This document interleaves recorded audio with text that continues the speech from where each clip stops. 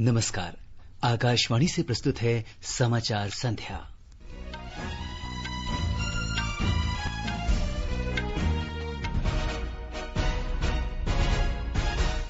प्रधानमंत्री नरेंद्र मोदी ने कहा, योगाभ्यास से कोविड-19 महामारी से लड़ने के लिए शरीर की रोग प्रतिरोधी क्षमता बढ़ती है। रक्षा मंत्री ने प्रमुख रक्षा अध्यक्ष और तीनों सेना अध्यक्षों के साथ लद्दाख की स्थिति पर चर्चा की। कश्मीर घाटी में सुरक्षा बलों के साथ 2 मुठभेड़ में 4 आतंकवादी मारे गए। देश में कोविड-19 मरीजों के ठीक होने की दर 55.49% हुई। भारत के कई भागों में दहकती आग के गोले छल्ले जैसा वलयाकार सूर्यग्रहण देखा गया।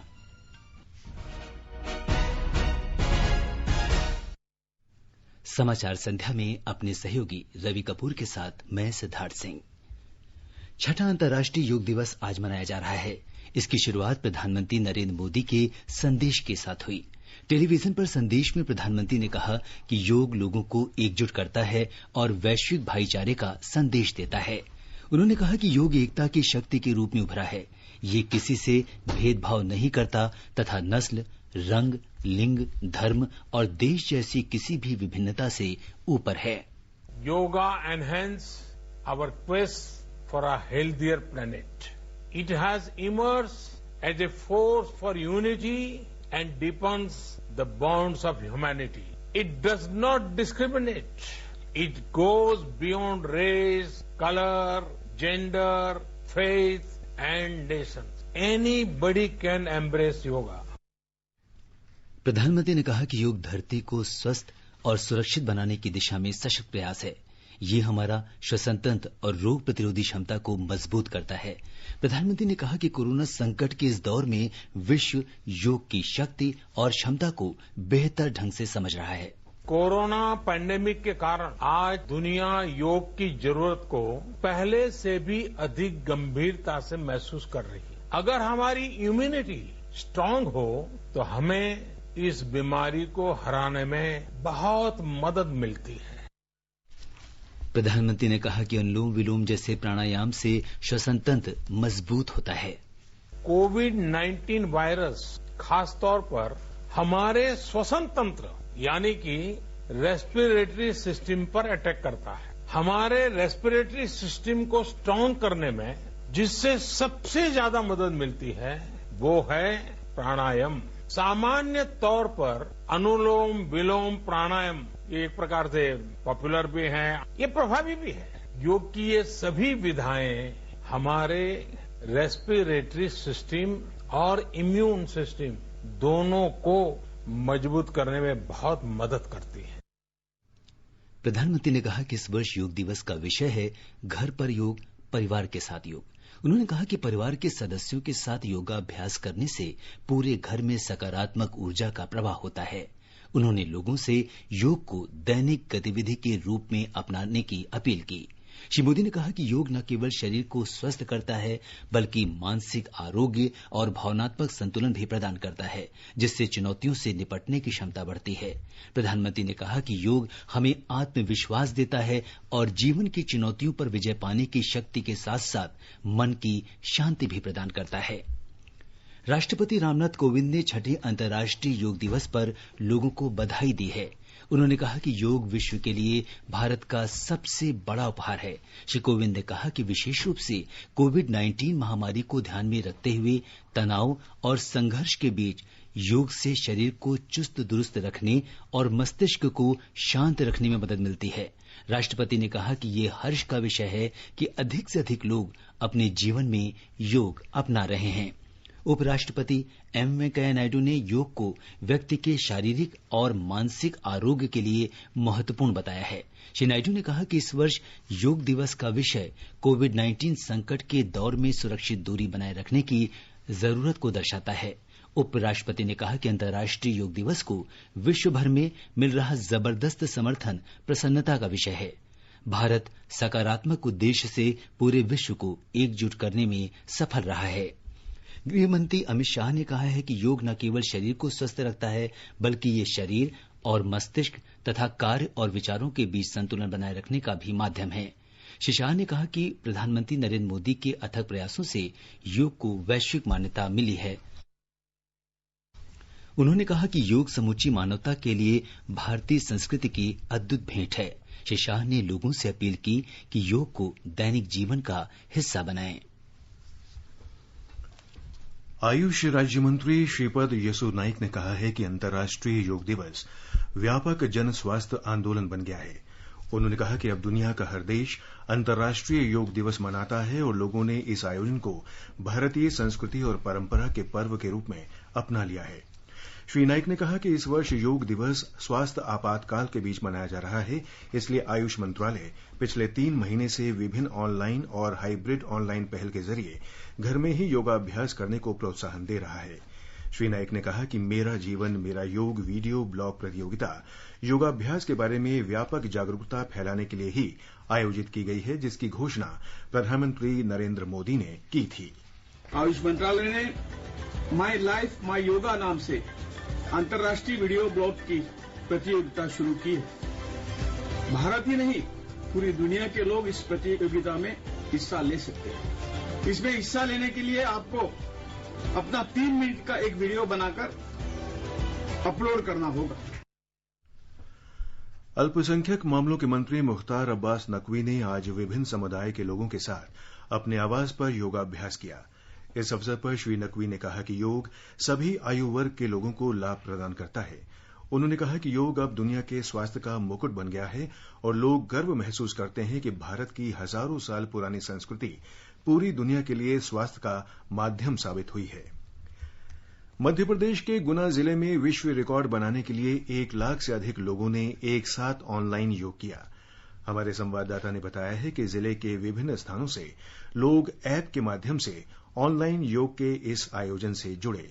योग अभियान को सफल बनाने के लिए गुना जिला प्रशासन ने गुना करेगा योग नामक एक ऐप भी बनाया है। गुना कलेक्टर एस विश्वनाथन ने आकाशवाणी को बताया कि ऐप को लगभग 11,000 से ज्यादा लोगों ने डाउनलोड किया है। 12 बजे करीब ऑलमोस्ट 1 लाख के ऊपर लोग कंफर्मेशन दिया है कि वो लोग ऑनलाइन योगा के माध्यम से इस बार पार्टिसिपेट किया और ये नंबर्स बढ़ते जा रहे हैं। तो ये एक बहुत सराहनीय काम है एंड ये एक उत्साहवर्धन काम है, क्योंकि ये ऑनलाइन योगा के माध्यम से योगा का भी बहुत अच्छी तरह से प्रचार किया। इस ऐप के माध्यम से योग पद्धति और अन्य दिशा निर्देश भी दिए गए। आधिकारिक जानकारी के अनुसार कोविड-19 संक्रमण की रोकथाम के सभी नियमों का पालन करते हुए स्कूलों, ब्लॉक स्तर के कार्यालयों, आंगनवाड़ी केंद्रों, निजी परिसरों और घरों में योगाभ्यास किया गया। प्रत्येक स्थान पर 20 से कम लोग मौजूद थे। 45 मिनट के इस योगाभ्यास के दौरान सभी प्रतिभागियों के वीडियो को लाइव स्ट्रीम भी किया गया। जिला प्रशासन ने आयोजन के बाद मान्यता और प्रमाण पत्र के लिए Guinness book of world record से संपर्क किया है। संजीव शर्मा, आकाशवाणी समाचार, भोपाल।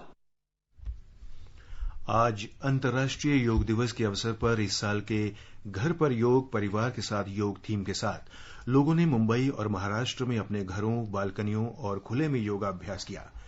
इस अवसर पर कोविड-19 महामारी को देखते हुए सामाजिक दूरी का विशेष ध्यान रखा गया। मुंबई सहित महाराष्ट्र में पुणे, नागपुर और नासिक जैसे कई शहरों के निवासियों ने अपने घरों में व्यायाम करके योग दिवस समारोह में भाग लिया। लोगों ने ऑनलाइन योग सत्रों में भी भाग लिया। आउटरीच और संचार ब्यूरो पुणे ने कात्रज के कैम्ब्रिज स्कूल में सामाजिक दूरी बनाए रखते हुए योगाभ्यास सत्र आयोजित किया। मध्य और पश्चिमी रेलवे के अधिकारियों और कर्मचारियों ने योग दिवस अपने घरों में मनाया। शिबानी सचदेव, जीवन कला की फैकल्टी मेंबर और उनकी टीम ने रेलवे अधिकारियों के लिए ऑनलाइन कार्यक्रम आयोजित किया। मध्य रेलवे के महाप्रबंधक संजीव मित्तल और पश्चिमी रेलवे के महाप्रबंधक आलोक कंसल ने अपने निवास पर योगासन किए। अनुपम खेर, शिल्पा शेट्टी, बिपाशा बसु, मलाइका अरोरा, तापसी पन्नू, फिल्म निर्माता मधुर भंडारकर सहित अन्य बॉलीवुड हस्तियों ने योगाभ्यास करते हुए अपनी फोटो और वीडियोस सोशल मीडिया पर साझा करके प्रशंसकों को योग को जीवन का हिस्सा बनाने के लिए प्रेरित किया। एक संस्कृत श्लोक का अनुसरण करते हुए शिल्पा शेट्टी ने अपने एक वीडियो पोस्ट को इंस्टाग्राम पर अपलोड किया, जिसमें वह योग करते हुए दिखाई दे रही है। मलाइका अरोड़ा ने इंस्टाग्राम पर योग के बारे में चर्चा करते हुए एक वीडियो शेयर किया और कहा कि उनके लिए यह जीवन पद्धति है। सिटीजन, आकाशवाणी समाचार, मुंबई।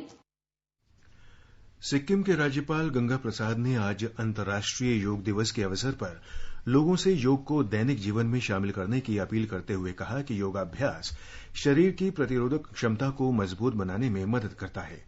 उन्होंने कहा कि कोविड-19 महामारी से निपटने के लिए योग काफी कारगर साबित हो सकता है। श्री प्रसाद राजधानी गैंगटॉक में राजभवन में आयोजित योग दिवस कार्यक्रम के अवसर पर बोल रहे थे। योगाभ्यास कार्यक्रम में भारत तिब्बत सीमा पुलिस के जवानों ने भी हिस्सा लिया।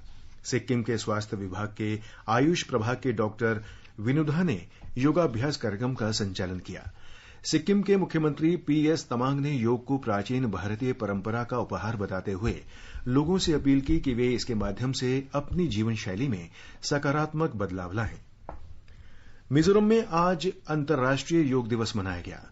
राज्यपाल पीएस श्रीधरन पिल्लई ने राजभवन में आयोजित योगाभ्यास कार्यक्रम की अगुवाई की। श्री पिल्लई ने एक ट्वीट संदेश में योग के महत्व पर प्रकाश डालते हुए कहा कि ये एक स्वस्थ दिमाग और शरीर के लिए बहुत जरूरी है।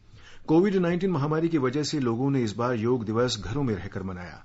असम राइफल्स ने आइजोल मुख्यालय में योगाभ्यास कार्यक्रम का आयोजन किया, जिसमें जवानों के परिवार वालों ने भी हिस्सा लिया। केंद्रीय मानव संसाधन विकास मंत्री रमेश पोखरियाल निशंक ने योग को स्कूली पाठ्यक्रम का हिस्सा बनाने की प्रक्रिया को तेज करने के लिए ऑनलाइन योग क्विज प्रतियोगिता का शुभारंभ किया। इसका आयोजन राष्ट्रीय शैक्षिक अनुसंधान और प्रशिक्षण परिषद एनसीईआरटी द्वारा किया जा रहा है और ये देश भर के 6ठी से 12वीं तक की कक्षाओं के सभी विद्यार्थियों के लिए खुली है। इस अवसर पर श्री निशंक ने कहा कि प्रतियोगिता का उद्देश्य बच्चों में योग के बारे में जागरूकता पैदा करना और उन्हें योगाभ्यास के बारे में प्रामाणिक स्रोतों से विस्तृत जानकारी हासिल करने के लिए प्रेरित करना है। उन्होंने कहा कि प्रतियोगिता से बच्चों में अच्छी आदतों और स्वस्थ जीवन शैली के विकास में मदद मिलेगी। मानव संसाधन विकास मंत्री ने कहा कि प्रतियोगिता में दिव्यांग विद्यार्थियों की भागीदारी बढ़ाने के लिए उनकी विशेष आवश्यकताओं का ध्यान रखा गया है। प्रतियोगिता में प्रश्न बहुविकल्प वाले पूछे जाएंगे जो हिंदी तथा अंग्रेजी में होंगे। प्रतियोगिता में सर्वश्रेष्ठ स्थान प्राप्त करने वाले 100 बच्चों को प्रमाण पत्र प्रदान किए जाएंगे। ऑनलाइन प्रतियोगिता आज से 1 महीने के लिए खुली रहेगी और 20 जुलाई को संपन्न होगी। ये समाचार हमारी वेबसाइट newsoneair.com/hindi और हमारे mobile app news on AIR पर भी उपलब्ध हैं। ऊंची उड़ान भरने के सपने, देश की सुरक्षा करने के सपने और दुश्मनों पर पैनी नजर रखने के सपने, आपके इन सपनों को सच करने का मौका लाए हैं हम हैं भारतीय वायुसेना। भारतीय वायुसेना में भर्ती 15 जून 2020 से प्रारंभ। ऑनलाइन अप्लाई करने के लिए careerindianairforce.cdac.in पर लॉगिन करें। हथेलियों पे तंबाकू मसाला रगड़कर स्वाद चखने के लिए मुंह तक जरूर लाएंगे। सिगरेट और बीड़ी भी जलाकर होठों से जरूर लगाएंगे और फिर कैंसर, कोरोना, टीबी और हृदय रोग जैसी बीमारियों के चपेट में आएंगे। सर, तंबाकू सेवन जानलेवा है और आपकी और आपके परिवार की खुशियों के लिए हानिकारक भी। तो आज ही एक स्वस्थ जीवन जीने के लिए शपथ लीजिए। सिगरेट, बीड़ी या किसी भी प्रकार के तंबाकू का सेवन नहीं करेंगे और जीवन को सुरक्षित रखेंगे। ये आकाशवाणी है। रक्षा मंत्री राजनाथ सिंह ने आज लद्दाख की स्थिति पर chief of defence staff Bipin Rawat और तीनों सेनाध्यक्षों के साथ उच्च स्तरीय बैठक की।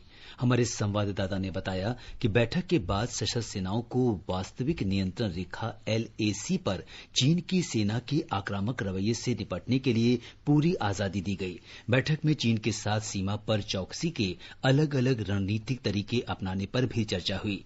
सेना के शीर्ष अधिकारियों से जल, थल और वायु सीमा पर चीनी गतिविधियों पर कड़ी नजर रखने को कहा गया है। भारत ने कहा है कि वास्तविक नियंत्रण रेखा पर चीन के अनुचित दावे स्वीकार्य नहीं है। गलवान घाटी क्षेत्र के बारे में भारत की स्थिति ऐतिहासिक तौर पर स्पष्ट है। चीन के प्रवक्ता द्वारा गलवान घाटी क्षेत्र की घटनाओं के बारे में बयान पर विदेश मंत्रालय के प्रवक्ता अनुराग श्रीवास्तव ने कहा कि इस तरह के दावे खुद चीन के अतीत की स्थिति के अनुरूप नहीं है। उन्होंने कहा कि भारतीय सैनिकों को गलवान घाटी सहित भारत चीन सीमा क्षेत्रों में समूची वास्तविक नियंत्रण रेखा की पूरी जानकारी है। उन्होंने कहा कि हमारे सैनिकों ने वास्तविक नियंत्रण रेखा का हमेशा सम्मान किया है और कभी उसका उल्लंघन नहीं किया। जम्मू कश्मीर में पिछले 24 घंटे के दौरान कश्मीर घाटी में सुरक्षा बलों के साथ 2 मुठभेड़ों में 4 आतंकवादी मारे गए हैं। श्रीनगर जिले के जादीबल इलाके में आज सुरक्षा बलों के साथ मुठभेड़ में 3 आतंकवादी मारे गए। पुलिस के अनुसार सुरक्षा बलों के एक संयुक्त दल ने आतंकवादियों की मौजूदगी का सुराग मिलने के बाद इलाके को घेर लिया और खोजबीन का अभियान शुरू किया। जैसे ही सुरक्षा बल संदिग्ध ठिकाने पर पहुंचे, आतंकियों ने गोलीबारी शुरू कर दी। सुरक्षा बलों की जवाबी कार्रवाई में 3 आतंकवादी मारे गए। जम्मू कश्मीर पुलिस के महानिदेशक दिलबाग सिंह ने आकाशवाणी को बताया कि कुलगाम जिले के लिखड़ीपोरा क्षेत्र में आज सुबह आतंकी गिरोह जैश ए मोहम्मद का एक आतंकी मारा गया। उसके कब्जे से AK-47 राइफल, एक मैगजीन और एक पिस्तौल बरामद की गई। एक तो ऑपरेशन कल कुलगाम लकड़ीपुरा जगह है वहां पर किया गया था, जिसमें आज सुबह ऑपरेशन कंक्लूड करने पर पाया कि एक आतंकी मारा गया है। उसकी पहचान फॉरेन टेररिस्ट है जो जैश ए मोहम्मद के साथ जुड़ा हुआ है उसकी हुई है। इसके अलावा श्रीनगर सिटी में डाउनटाउन में आज एक सुबह ही ऑपरेशन खास पुलिस की इतला पर शुरू किया गया था। वो ऑपरेशन खत्म होने पर आ गया है। उसमें भी 3 आतंकी अभी तक मारे गए हैं और अब इलाके का फाइनल सर्च इस वक्त चल रहा है। एहतियात के तौर पर श्रीनगर जिले में इंटरनेट सेवा रोक दी गई है। पुलिस के अनुसार लिखड़ीपुरा कुलगाम मुठभेड़ में मारे गए जैश ए मोहम्मद के आतंकवादी की पहचान पाकिस्तानी नागरिक के रूप में की गई है। इस बीच कश्मीर के पुलिस महानिरीक्षक विजय कुमार ने पिछले 24 घंटों में 2 मुठभेड़ में 4 आतंकवादियों के मारे जाने को सुरक्षा बलों की बड़ी कामयाबी बताया। उन्होंने कहा कि अभी भी कश्मीर में 100 से 200 आतंकवादी सक्रिय हैं। उन्होंने कहा कि इस साल कश्मीर घाटी में चलाए गए अलग अलग अभियानों में अब तक 106 आतंकवादी मारे जा चुके हैं। जम्मू कश्मीर के पुंछ और कठुआ जिले में नियंत्रण रेखा तथा अंतर्राष्ट्रीय सीमा पर अग्रिम चौकियों और आसपास के गांवों पर पाकिस्तानी सेना ने आज संघर्ष विराम का उल्लंघन करते हुए गोलाबारी की। रक्षा सूत्रों ने बताया कि पुंछ जिले के बालाकोट सेक्टर में नियंत्रण रेखा पर सुबह लगभग 6:15 बजे पाकिस्तान की ओर से बिना किसी उकसावे के छोटे हथियारों से गोले दागे गए।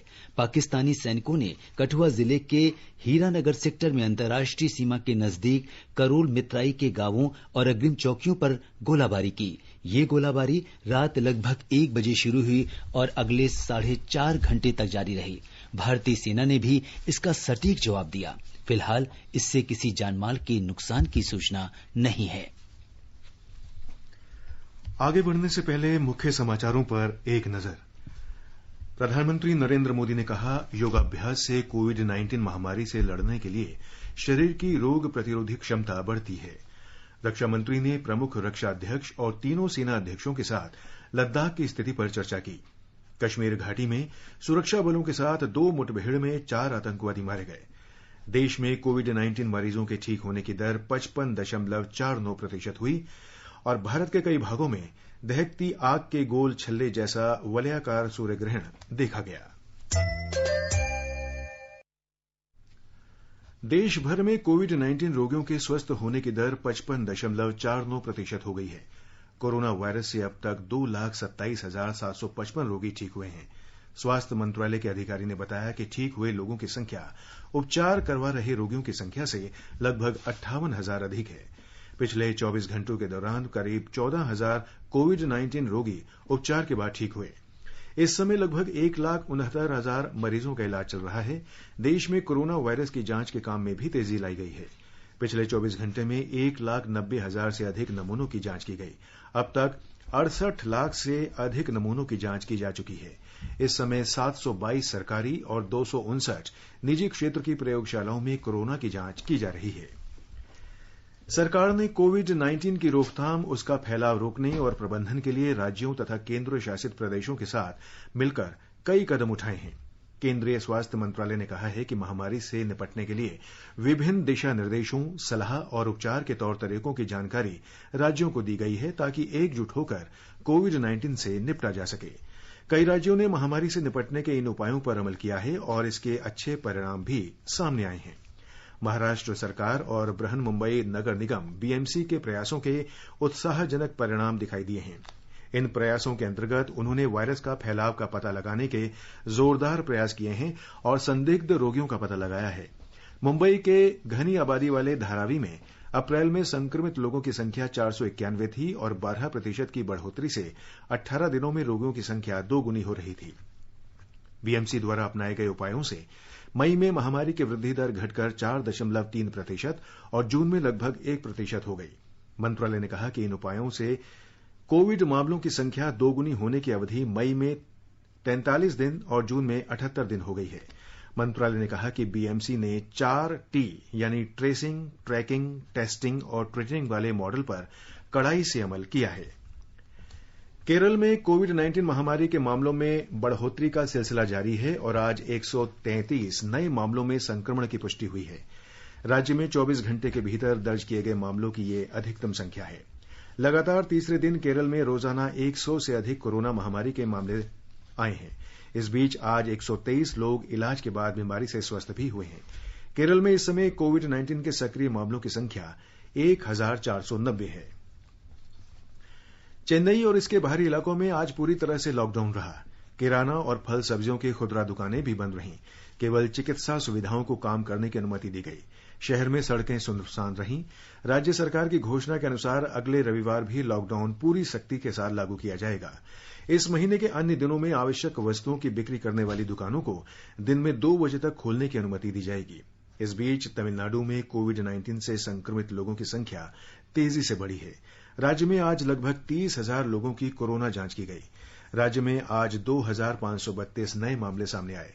इनके साथ ही कुल संक्रमित लोगों की संख्या 59,000 से अधिक हो गई है। मिजोरम सरकार ने राज्य में लॉकडाउन की अवधि 23 से बढ़ाकर 30 जून कर दी है। राज्य के आपदा प्रबंधन प्राधिकरण की आज हुई बैठक में कोविड-19 के बढ़ते मामलों से निपटने के लिए यह फैसला किया गया। बैठक राज्य के मुख्य सचिव लालनुन मविया चुवांगो की अध्यक्षता में हुई। जम्मू कश्मीर में पुंछ जिले के ग्रामीण विकास विभाग ने सूरनकोट के चांदीमार गांव में मनरेगा का काम शुरू किया है। ये गांव पीर पंजाल पर्वत श्रेणी के काफी ऊंचाई वाले क्षेत्र में स्थित है। साल के 7 महीने ये इलाका बर्फ से ढका रहता है। जाड़े के मौसम में यहां के लोग अन्य हिस्सों में रहने चले जाते हैं। इस साल यहां मनरेगा का काम कोविड-19 महामारी के कारण पहले शुरू नहीं किया जा सका। अब दोबारा काम शुरू हो जाने से स्थानीय लोग काफी प्रसन्न हैं। इस समय उन्हें एक सुरक्षित दीवार बनाने के काम में लगाया गया है। मैं यहाँ का रहने वाला हूँ और ये जो मैंने काम लगाया मुझे सरकार का बहुत बहुत शुक्रगुजार हूँ, क्योंकि पहले ये काम जो बंद थे लॉकडाउन की वजह से, अभी लॉकडाउन थोड़ा सा खुल गया भी है तो हम ये काम कर रहे हैं। मैं यहाँ का बाशिंदा हूँ। अब इससे पहले हमें लॉकडाउन लगा था। अब हमें हमारे गांव में एक निगा का काम आया, एमजी निगा के तहत काम आया। इसमें 204 रुपये हमें दिन के मिलते हैं और हमें जब से लॉकडाउन में हमें उसके बाद ये थोड़ा बहुत रोजगार मिला है और आज ही 2-4-10 दिन से 15 दिन से हमारा काम शुरू हुआ है। आकाशवाणी का समाचार सेवा प्रभाग विशेषज्ञों की सलाह श्रृंखला में कोविड-19 महामारी की रोकथाम के बारे में जाने माने चिकित्सा विशेषज्ञों की राय प्रसारित करता है। इसी क्रम में आज अखिल भारतीय आयुर्विज्ञान संस्थान के संधिवात रोग विभाग की प्रमुख डॉ उमा कुमार ने लोगों को एक दूसरे से संपर्क के समय दूरी बनाए रखने, साफ सफाई और खांसने छींकने संबंधी शिष्टाचार का पालन करने की सलाह दी है। जो बिहेवियरल थेरेपी है, लाइक हाथों का बार बार धोना सोप वाटर से 20 सेकंड तक, या फिर हैंड सैनिटाइजर यूज करना, सोशल या फिजिकल डिस्टेंसिंग मेंटेन करना, खांसने छींकने का एक प्रॉपर तरीका जो है वो समझना और उसको फॉलो करना। Public health foundation of India के अध्यक्ष डॉक्टर के श्रीनाथ रेड्डी का कहना है कि कोविड-19 के मामलों के संदर्भ में भारत दुनिया के अन्य देशों से बेहतर स्थिति में है और महामारी की रोकथाम के लिए जो उपाय किए जा रहे हैं उनके अच्छे परिणाम आ रहे हैं। अब तक जो नतीजे निकले हैं उससे पता चलता है कि ये वायरस का प्रभाव को रोकने में हम काफी कामयाबी हासिल कर चुके हैं दूसरे देशों के मुकाबले में। आज का हालात जो है उसमें कोई संशय नहीं है कि हमारा हालात दूसरे देशों के मुकाबले में बेहतर है इस वायरस को डट के मुकाबला देने में। मानव संसाधन विकास मंत्री रमेश पोखरियाल निशंक ने आज कहा कि राष्ट्रीय टेस्टिंग एजेंसी ने हिंदी में राष्ट्रीय टेस्ट अभ्यास मोबाइल ऐप जारी किया है। उन्होंने कहा कि हिंदी में प्रतियोगी परीक्षाएं देने के इच्छुक छात्र अपने मोबाइल फोन पर इस ऐप के जरिए अभ्यास कर सकते हैं। इसके जरिए छात्र अपने घरों में सुरक्षित रहकर जेईई मेन और नीट सहित प्रवेश परीक्षाओं की तैयारी कर सकते हैं। ये समाचार हमारी वेबसाइट newsoneair.com/hindi और हमारे mobile app news on AIR पर भी उपलब्ध हैं। अपने साथ अपनों का ध्यान रखो, बड़े बुजुर्गों का तुम ध्यान रखो। महामारी से लड़ना है बहुत जरूरी, ज्यादा पास न जाना, रखो 2 गज दूरी। सुरक्षित दादा दादी नाना नानी अभियान, अपने साथ अपनों का ध्यान।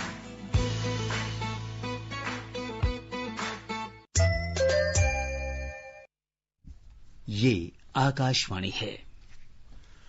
देश के विभिन्न भागों में आज वलयाकार सूर्य ग्रहण देखा गया। सूर्य ग्रहण वलयाकार तब होता है जब चंद्रमा पृथ्वी से इतनी दूर हो जाता है कि उसका आकार सूर्य को पूरी तरह नहीं ढक पाता और सूर्य का केवल बाहरी हिस्सा ही दिखाई देता है।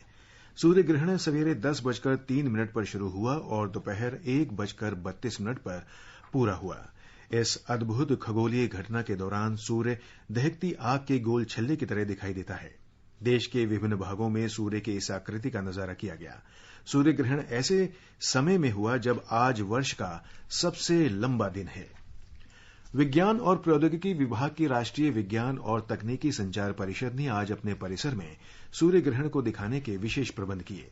बच्चों, महिलाओं, वैज्ञानिकों, अधिकारियों और कर्मचारियों ने विशेष सौर चश्मे से इस अद्भुत खगोलीय घटना को देखा और धूप छाया के इस नजारे के प्रत्यक्षदर्शी बने। सभी लोगों को विशेष रूप से तैयार किए गए चश्मे उपलब्ध कराए गए। आज विश्व संगीत दिवस है। सूचना और प्रसारण मंत्री प्रकाश जावड़ेकर ने इस अवसर पर लोगों को शुभकामनाएं दी हैं।